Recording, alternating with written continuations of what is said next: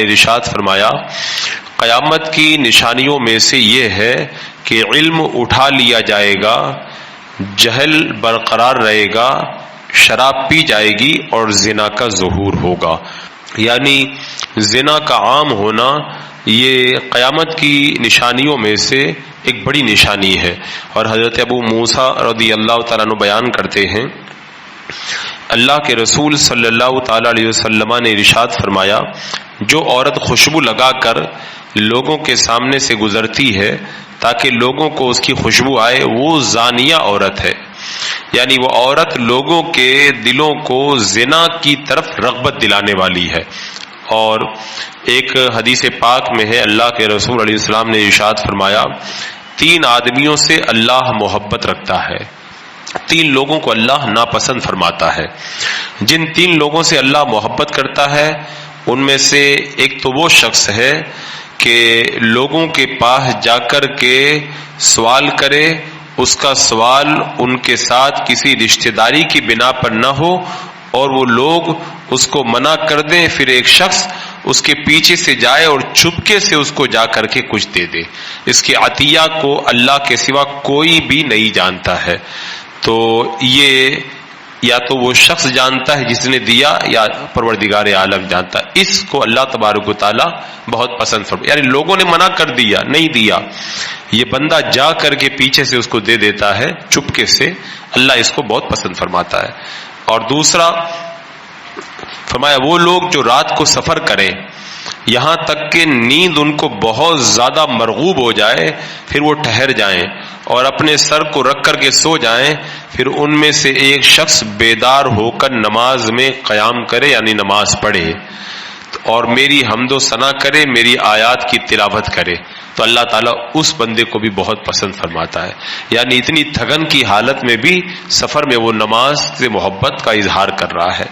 تیسرا وہ بندہ جو کسی لشکر میں ہو، اس کا دشمن سے مقابلہ ہو اور وہ لشکر شکست کھا جائے اور وہ شخص آگے بڑھ کر کے حملہ کرے یہاں تک کہ شہید ہو جائے یا فتح یاب ہو جائے، اللہ تعالیٰ اس کو بھی پسند فرماتا ہے۔ یہ 3 لوگ ہو گئے۔ اب 3 وہ لوگ جن کو اللہ ناپسند فرماتا ہے، ایک تو بوڑھا زانی۔ اگر آدمی جوانی کے اندر زنا کرے تو اس کا مطلب یہ ہوتا ہے کہ خواہشات کے ہاتھوں مجبور ہو گیا، لیکن بڑھاپے میں زنا کر رہا ہے، یہ بہت بدتر شخص ہے، اللہ تعالیٰ اس کو بہت ناپسند کرتا ہے۔ اور دوسرا متکبر فقیر، اگر کسی کے پاس مال ہو وہ تکبر کرے تو کوئی کہہ سکتا ہے کہ مال کی وجہ سے تکبر ہے، کچھ بھی نہیں ہے، خالی ہاتھ ہے پھر بھی تکبر کر رہا ہے، اللہ تعالیٰ کو یہ بندہ بڑا ناپسند ہے۔ تیسرا مالدار ظالم، ظلم کرنے والا مالدار، اللہ تعالیٰ اس کو بھی بڑا ناپسند فرماتا ہے۔ تو یہاں پر جو زناکار بوڑھے کے بارے میں فرمایا گیا تو اس سے پتہ چلتا ہے کہ زنا پروردگار عالم کی بارگاہ کے اندر بڑا ہی مقبوض ہونا ہے۔ اور حضرت سمورہ بن جندب رضی اللہ تعالیٰ عنہ بیان کرتے ہیں اللہ کے رسول صلی اللہ تعالیٰ علیہ وسلم اپنے صحابہ سے اکثر یہ فرمایا کرتے تھے کیا میں تم میں سے کسی شخص نے کوئی خواب دیکھا ہے؟ پھر جو خواب دیکھا ہوتا تو اپنا خواب بیان کرتا۔ ایک دن صبح کے وقت میں آقا کریم صلی اللہ علیہ وسلم نے فرمایا بے شک آج رات خواب میں 2 فرشتے آئے، وہ مجھے اٹھا کر کے لے گئے، انہوں نے مجھ سے کہا کہ آپ چلیے، میں ان کے ساتھ میں چلتا رہا۔ میں نے دیکھا کہ ننگے مرد اور ننگی عورتیں ایک تنور کے مثل کے اندر تھے اور اس کا اوپر والا حصہ تنگ تھا اور نیچے والا حصہ بڑا کشادہ تھا۔ اس نیچے والے حصے میں آگ جل رہی تھی، جب آگ کے شعلے بھڑکتے تو جو مرد اور عورت اس میں تھے وہ اوپر اٹھ جاتے تھے اور جب آگ کم ہو جاتی تو وہ لوگ نیچے چلے جاتے تھے۔ فرشتوں نے بتایا کہ یہ زانی مرد اور زانی عورتیں ہیں جنہیں اللہ تعالیٰ تنور کے اس عذاب کے اندر عذاب دے رہا ہے۔ تو یہ زنا کی سنگین سزا ہے جو اس حدیث پاک کے اندر بیان کی گئی۔ اور حضرت ابو ہریرہ بیان کرتے ہیں اللہ کے رسول علیہ السلام نے فرمایا جس نے زنا کیا یا شراب پی اللہ اس سے ایمان کو نکال لیتا ہے جیسے انسان اپنے سر سے کرتے کو نکال لیتا ہے۔ یعنی اگر وہ توبہ نہ کرے اور خدا نہ خواستہ اسی وجہ سے اس کا ایمان کمزور ہو جائے تو اس کا خاتمہ برا ہونے کا خوف ہے. اسی حالت میں اگر وہ دنیا سے چلا جائے تو معاذ اللہ رب العالمین خدا نہ کرے اس کا خاتمہ بڑا برا ہو سکتا ہے. حضرت ام المومنین حضرت میمونہ بیان کرتی ہیں اللہ کے رسول علیہ السلام نے فرمایا میری امت اس وقت تک اچھی حالت پر رہے گی جب تک ان کی اولاد زنا کی کثرت سے نہ ہو، اور جب ان کی اولاد زنا کی کثرت سے ہوگی تو ان قریب اللہ ان میں عام عذاب نازل فرما دے گا. یعنی لوگ کثرت سے زنا کریں گے اور زنا سے جو زیادہ بچے پیدا ہوں گے، زنا کا حرامی بچے، تو پھر اللہ تعالیٰ اس قوم کے اندر عام عذاب کو نازل فرمائے گا. اور حضرت عبداللہ ابن عباس رضی اللہ تعالیٰ عنہ بیان کرتے ہیں جس قوم میں خیانت کا ظہور ہوتا ہے اس قوم کے دلوں میں رعب ڈال دیا جاتا ہے، ڈر فوق ہو جاتی ہے قوم. اور جس قوم میں زنا زیادہ ہوتا ہے ان میں موتیں بھی زیادہ ہوتی ہے. زناؤں کی وجہ سے طرح طرح کی بیماریاں ہوتی ہیں اور لوگ بہت زیادہ مرنے لگتے ہیں.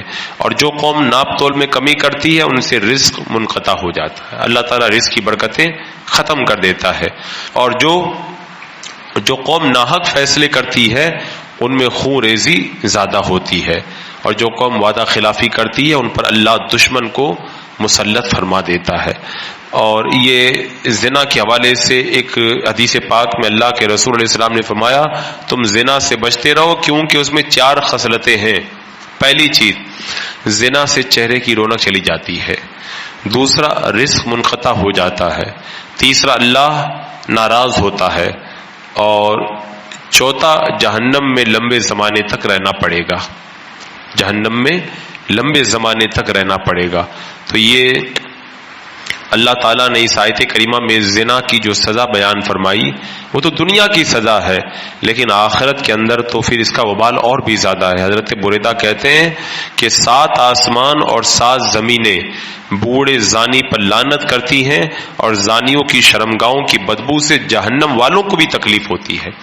یعنی جہنم والے تو ویسے ہی عذاب میں بدبو میں گرفتار ہیں، لیکن یہ زناکاری اتنا بڑا جرم ہے کہ اس سے خود جہنمیوں کو بھی جو ہے وہ تکلیف ہوتی ہے. اور حضرت عثمان بن ابو العاص کہتے ہیں اللہ کے رسول علیہ السلام نے ارشاد فرمایا آدھی رات کو آسمان کے دروازے کھول دیے جاتے ہیں، ایک منادی ندا کرتا ہے کوئی دعا کرنے والا ہو تو اس کی دعا قبول کی جائے، کوئی مانگنے والا ہو تو دیا جائے، کوئی مصیبت زدہ ہو تو مصیبت دور کی جائے. ہر دعا کرنے والے مسلمان کی دعا قبول کر لی جاتی ہے سوائے اس عورت کے جو پیسہ لے کر کے زنا کراتی ہے اور سوائے اس آدمی کے جو ظالمانہ ٹیکس لیتا ہے. یہ ظلمن ٹیکس لینے والا اور زناکار عورت، ان دونوں کی دعا اللہ تعالیٰ اس مقبول گھڑی کے اندر بھی قبول نہیں فرماتا ہے. اور آج کل لوگ جو کہتے ہیں نا کہ بہت زیادہ مالی قلت ہو رہی ہے، تو آج کل جیسے زنا بڑھ رہا ہے، حدیث پاک میں ہے اللہ کے رسول علیہ السلام نے فرمایا زنا فخر پیدا کرتا ہے. یعنی زنا سے غریبی آتی ہے، رزق کی برکتیں چلی جاتی ہیں، اللہ تعالیٰ روزی کی جو ہے وہ برکتیں اٹھا لیتا ہے. اور اس کا وبال تو اتنا سخت ہے. حضرت ابو ذر رضی اللہ تعالیٰ عنہ بیان کرتے ہیں اللہ کے رسول علیہ السلام نے فرمایا کہ بنی اسرائیل کے ایک عابد نے 60 سال اپنے گرجے میں اللہ کی عبادت کی، 60 سال تک.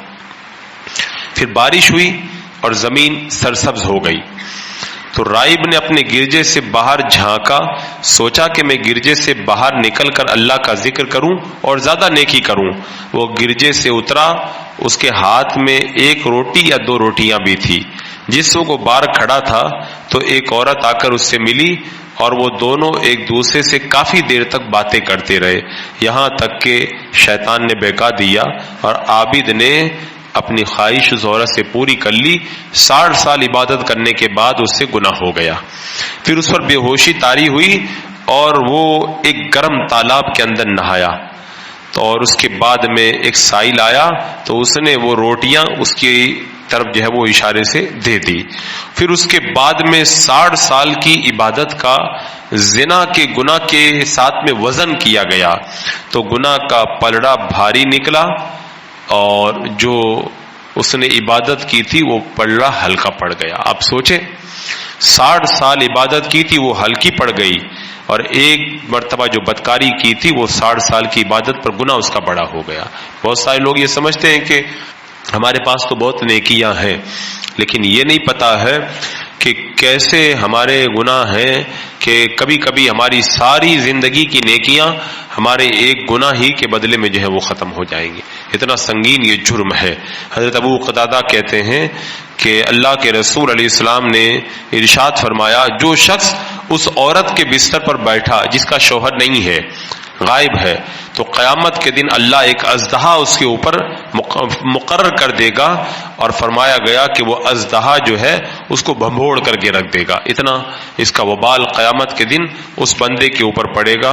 حضرات مکرم، یہ تو چونکہ قرآن پاک میں جو الزانیۃ والزانی فرمایا گیا تو زنا کے حوالے سے میں نے جو حدیثیں تھی وہ آپ کے سامنے رکھی، ورنہ جو دنیا کے اندر اس کی سزا ہے، اس کا دستور ہے، اس کے لیے شرطیں ہیں، ان چیزوں کو اس آیت کریمہ کے اندر اللہ تبارک و تعالیٰ نے بیان فرمایا ہے۔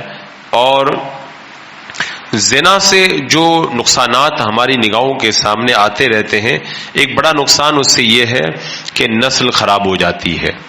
دوسرا نقصان یہ ہے کہ اولاد کو ماں باپ کی مہذب تربیت نصیب نہیں ہوتی، کیونکہ جب اس کا کوئی باپ ہوتا ہی نہیں ہے تو اس کی تربیت بھی نہیں ہو پاتی۔ اور تیسرا، سوسائٹی کے اندر بے غیرتی پھیلتی ہے۔ چوتھا، گرستی خانہ آبادی ختم ہو کر صرف شہوت پرستی رہ جاتی ہے، یعنی جو ایک خانہ داری کا جو سسٹم ہوتا ہے وہ پورا بگڑ کر گر جاتا ہے، اور جانوروں سے بھی بدتر وہ بے شرم ہو کر انسان پر شیطانیت سوار ہو جاتی ہے۔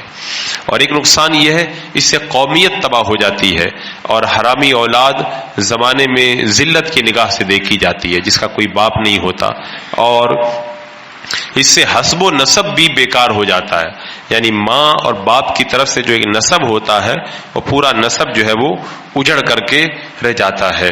تو اسلام نے اس لیے اس کو اتنا سنگین جرم قرار دیا اور اس سے پرہیز کرنے کا حکم دیا۔ اس سے یہ پتہ چلا کہ دین اسلام صرف نماز روزے کا نام نہیں ہے، بلکہ اسلام مکمل عدالتی نظام کا نام ہے۔ اسلام کے اندر دنیا سے جرائم کو ختم کرنے کے لیے مکمل دستور کو بیان کیا گیا۔ اب انشاءاللہ اگلے درس میں بتاؤں گا میں کہ یہ زنا کی سزا کیسے لاگو ہوتی ہے، اس کے لیے کیا کیا شرطیں ہیں، اور اسلام میں دنیا کے اندر زنا کی سزا کس طرح دینے کا حکم دیا ہے۔ بسم اللہ الرحمن الرحیم۔ اللهم صل على سيدنا مولانا محمد وبارك وسلم صلاة وسلاما عليك يا رسول اللہ یا اللہ یا رحمان یا رحیم العالمین۔ اپنے محبوبین کے صدقے میں اعمال صالحہ کی توفیق عطا فرما، ہر طرح کے صغیرہ کبیرہ گناہوں سے ہمیں محفوظ فرما، ایمان پہ زندگی، ایمانی پر ہمارا خاتمہ نصیب فرما۔ ربنا تقبل منا انك انت السميع العليم وتب علينا انك انت التواب الرحيم۔ ان اللہ وملائكته يصلون على النبي يا ايها الذين آمنوا صلوا عليه وسلموا تسليما۔ اللهم صل على سيدنا وشفيعنا وحبيبنا مولانا محمد وبارك وسلم صلاة وسلاما عليك يا رسول